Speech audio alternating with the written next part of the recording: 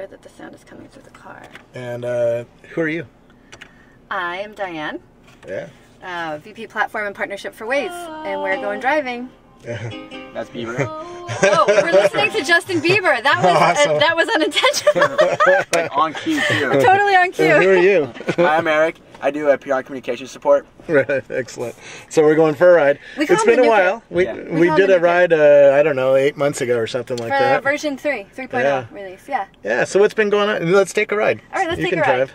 Right now, we are headed to a gas station. Oh, okay, so you put in here that you're navigating to a gas station. Now, gas stations are new for Waze, so there's a few new things coming today in the new version of Waze, right? Yeah, things that we're super excited about. So, you know, the point of Waze has always been to try to save you time. We have over 18 million drivers now, and then really focused on how much great data can we get so that we know where all the traffic jams are and we route you around them. Yeah. But now, we want to save you time and money. And so what we've been doing is working on a release that we're calling the fuel release. And the fuel release is bringing in real-time gas prices. Yep. So that you can find not just the cheapest gas near you, but actually along your route, because we know where you are, we know where you're going. And the worst thing is when results come up that are behind you or, you know, not in the direction you're headed. So you can choose if you want to do it by home, by work, right. But anyway, it'll be along your route. They're the cheapest prices. And in addition to that, we have got partnerships with a number of fuel providers that are giving Wazer-only discounts to our drivers. Because in the US, it's well over 5 million drivers now. That's a pretty big group. In total, we have the largest group of drivers in the world, and so the gas station owners are willing to give discounts just for Wazers. So we're looking at 5 to 10 cents a gallon as a goal. And we'll probably launch with between 2 and 3% of all gas stations in the U.S. Oh, that's really cool. Participating in this program. Really cool. So before we start the cameras, we plugged that in. We'll show that in a little later, or maybe I'll overlay it. Oops. And how can I help? For example. So Waze is for a bunch of things, right? You can report cops that are coming up, or people. You can see that there's cops. You can see there's traffic accidents up ahead and stuff like that. Right? Yeah. You can report on anything. And the new bit on the reporting side is that in addition to hazards and all of that, you're going to be able to crowdsource the gas prices as well. So we'll rely on the community. If we tell you a price, which we get from the best real-time gas provider out there, then and it's wrong when you get there, you'll be able to update it using Waze. Yeah.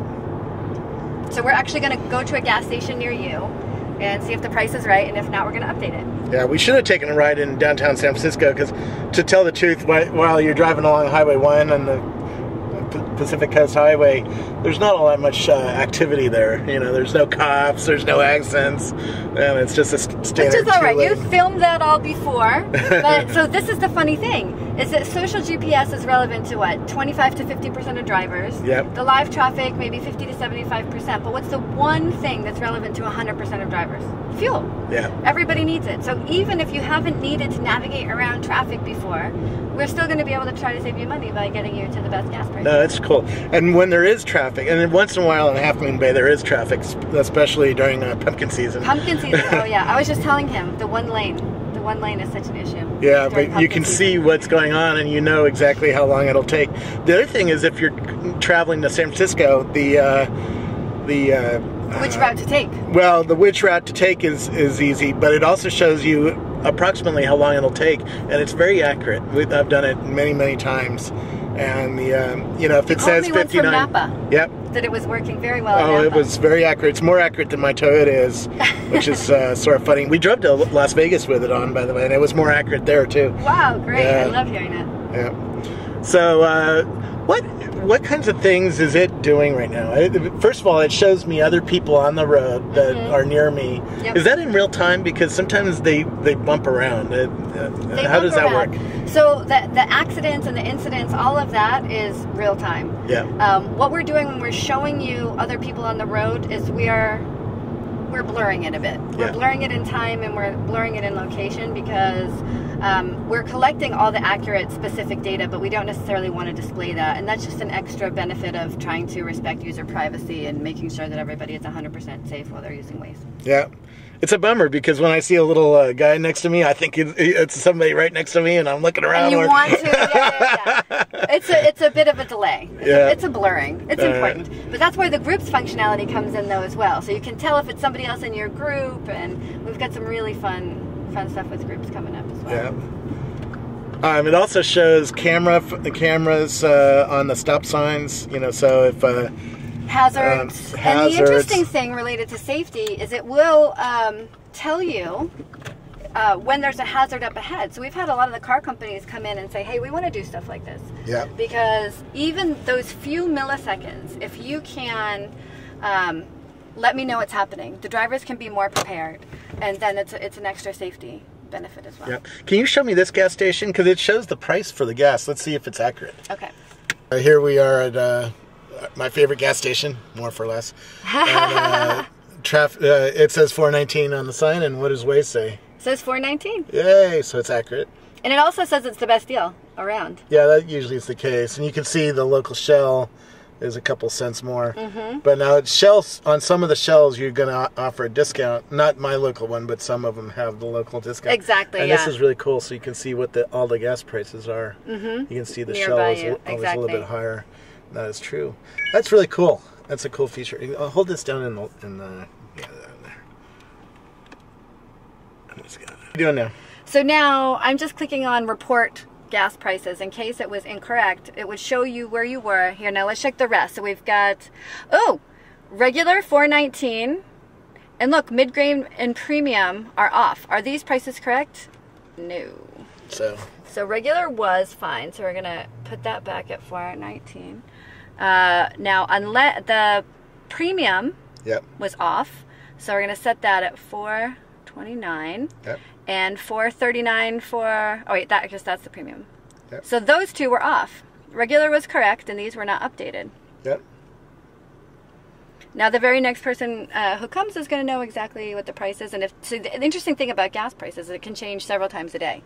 And we work with the best provider of real-time fuel price data. They are working for the fuel industry, but then you need the crowdsourcing on top of it, like you do with the traffic, in order to keep it updated and accurate. So that'll be my job to keep this gas station up to date, huh? Absolutely, all right. It's all yours. More for less. So Scoble's gas station. Yeah, for people who don't know what Waze is a crowdsourced traffic map, right? And it does turn-by-turn navigation. So Waze guided turn-by-turn navigation, and it's an alternative to your Tomin or your so far your Apple has your TomTom. Yeah. So far Apple hasn't added that into the iPhone, but it's coming. I assume. They will, but I suspect it's going to be a little bit closer to Android Navigator, right? Where it is purely functional.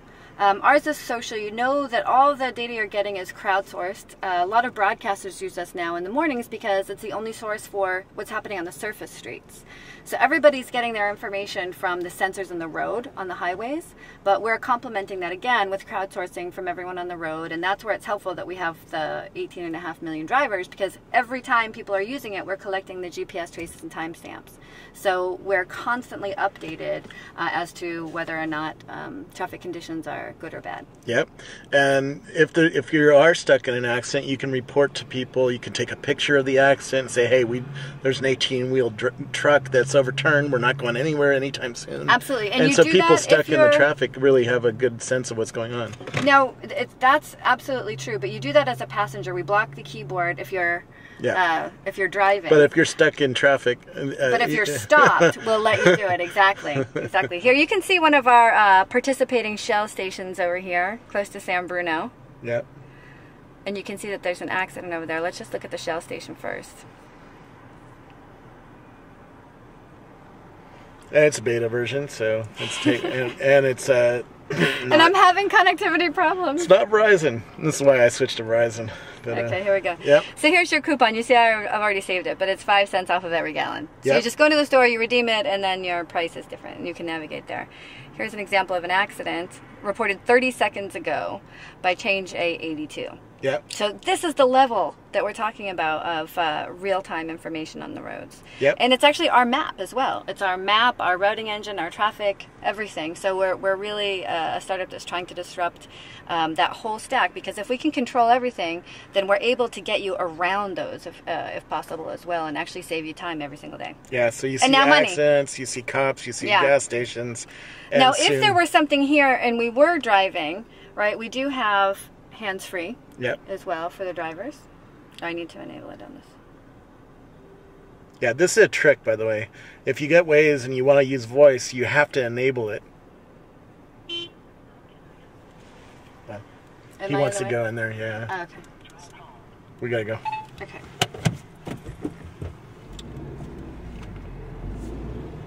So what did you just tell it to do, or what are you going to tell it to do? We can park over here. Where would you like to go? Select home or work. Drive home. Driving home. Done.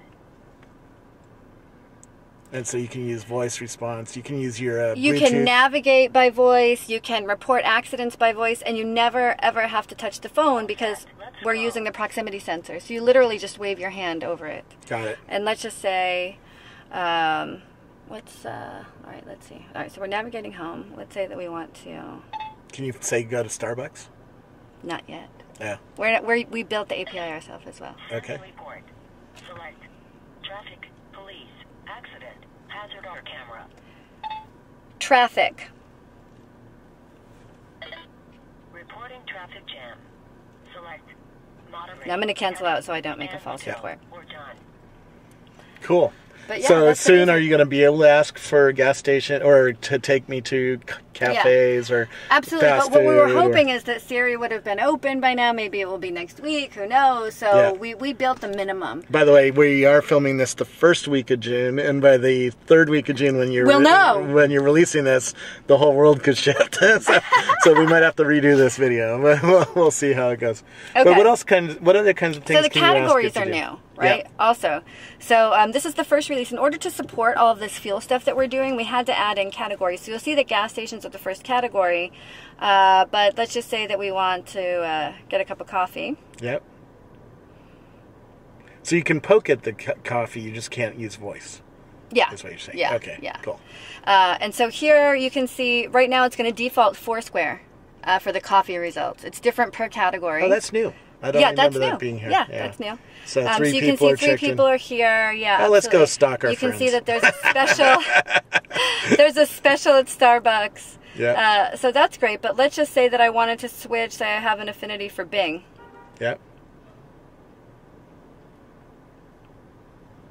Now, why would you switch to Bing? Foursquare's showing you how many people are checked in there. They're showing you how many people are checked in. You as a user know when you want Foursquare versus when you want another provider. Okay. Better than any of the services could do at giving you the best recommendations. Got it. Right? I feel like the user still knows better. Yep.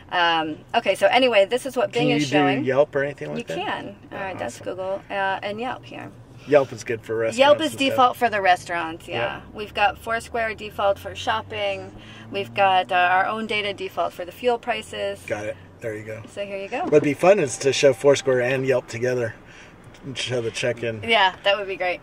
Except that the way that they rank them would be different, and we want to keep it pure because you want I to see see. it an instant, right? But actually, it's been really handy to have multiple versions because some of these hotter places, they move. Yeah. And so usually Foursquare is going to have the most updated address. Got it. Awesome. What other kinds of fun things, advanced tips do you have for Waze users? All right, well, so here's a good one. All right, let's just say I'm going to do category pharmacy, right? Let's just say, all right, we're going to go to CVS. Yep. It's a mile away or something. You can right? see that somebody here is a member of the ABC7 group. Yep. So they're a traffic spotter for the news, Yep. but a citizen one. Now what we're going to do, also new in this release, add a stop. Our Okay. users have been asking for us to be able to put, okay, let's just say I need gas on the way to work.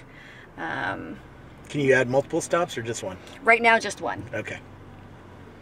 But this way, like my work is in San Francisco. I could add a gas station, or I could add a sandwich shop or something And look, like it's that. going to give you an ETA all the way to your final destination as well. Oh, that's nice. Yeah. Here we go. And so your first stop is going to be blue, so you can keep track of the differences there. And then your second stop will be the normal purple that we've got going on. Got it. Can you tell it that that I'll probably need an hour at the stop, or?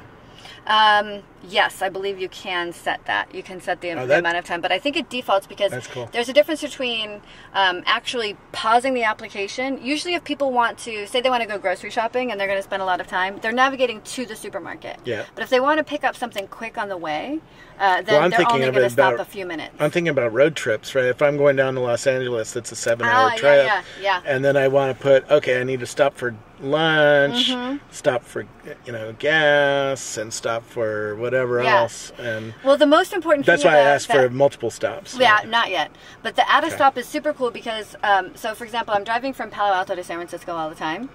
And I'll do, I don't know, a Foursquare search for something around me. And it will just give me what's around me. Now, because we're able to push these polygons through, we can see actually along your route. So I can decide if I like the place closer to San Francisco or closer to Palo Alto. Got it. Right? And that's so great to be able to see everything along your route. So this is taking me into what I call contextual computing. I think we're moving from a social age of computing where we know what we're each doing, or we know our social graph, to actually knowing the context of what we're doing as we're driving. I'm seeing several startups that are informing this, right?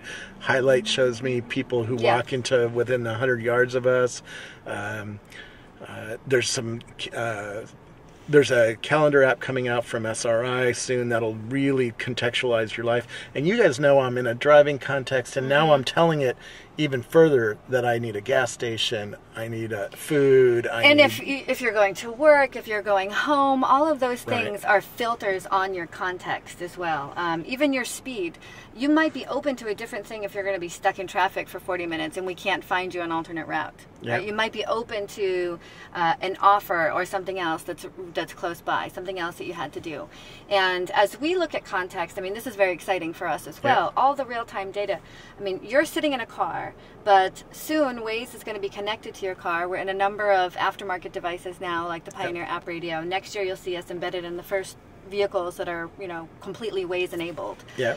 And then we know when you're running low on gas. We know when you're using your windshield wipers, so that we know that you need to be extra cautious on the road. There's all of these invisible signs that really help inform that context. And then you've got the car's ability to talk to the city, for example, to know when the bridge is up or down. And we're still a couple years away from that being anywhere close to seamless.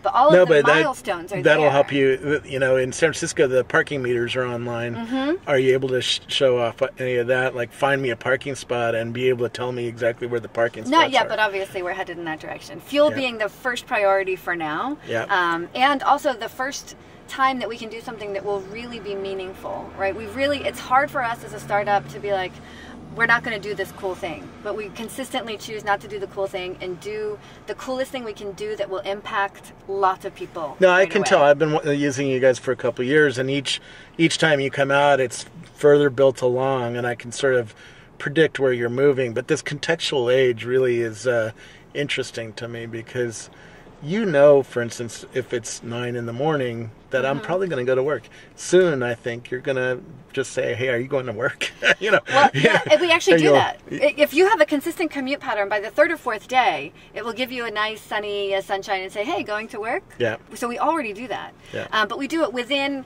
what we control, what we can control, which is still very little. But I'm super excited about future cities and when, for example, take an emergency response situation. Imagine a time when the city is so good at pushing information back and forth between their own APIs and, say, a routing engine, and there's an emergency or disaster happens.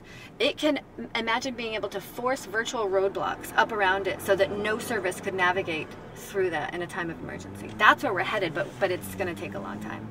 Interesting. Yeah. You guys are collecting, I don't know, several terabytes a day of data from this, right?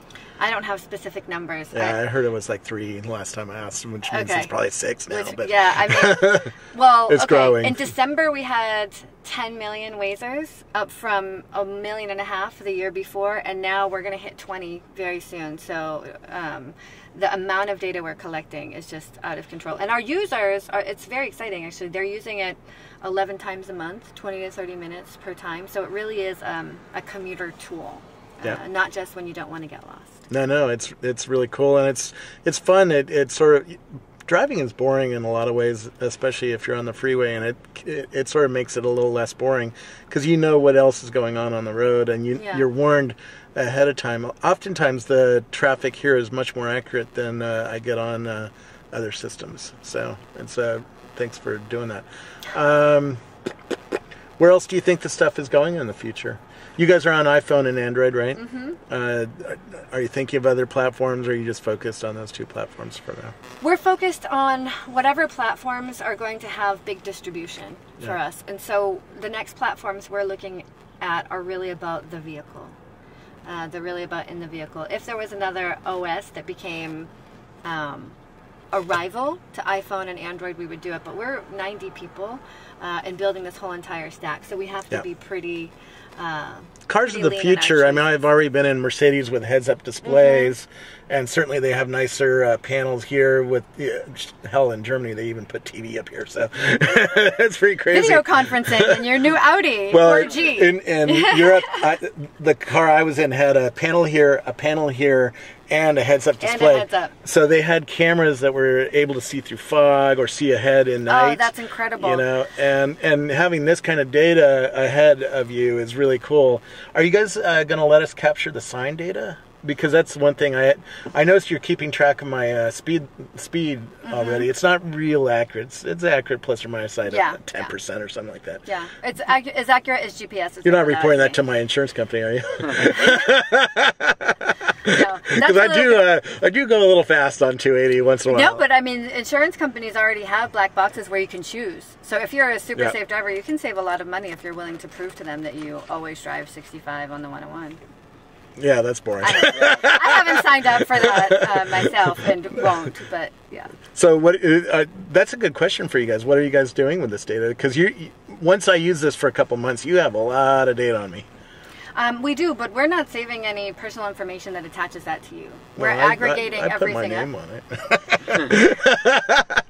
Yeah, but we're not saying this is Scoble's route, right? Yeah. It's not attached to anything. It's aggregated up. Okay. So what we've got are fantastic patterns for cities about where's traffic, at what time of day, how many people, how is that different between this city and that city. For Memorial Day, we just did a thing where we analyzed all of our data from last year, but they're anonymized GPS traces. And then we were able to tell people what time of day they should leave for this Memorial Day. That was fun. Very interesting. That got us on the Today Show. Very cool. That was fun. Well, this is fun stuff. I love it. Mary Meeker loves it. So you saw that, huh? I did see that. Yeah, it's hard to miss. The thing I'm talking about is she's a venture capitalist at Kleiner Perkins now, which funded you guys. And she put you as and she's actually on our board. Yeah. Yeah, reimagining maps. It's really cool. Well, cool. Looking forward to seeing what you guys do next. It's always fun, and I love the service. I use it every day. Thank you. Thanks. We get it at waze.com. Right? Or from the obviously the App Store or the Google Play. Yep. Thanks. Thanks.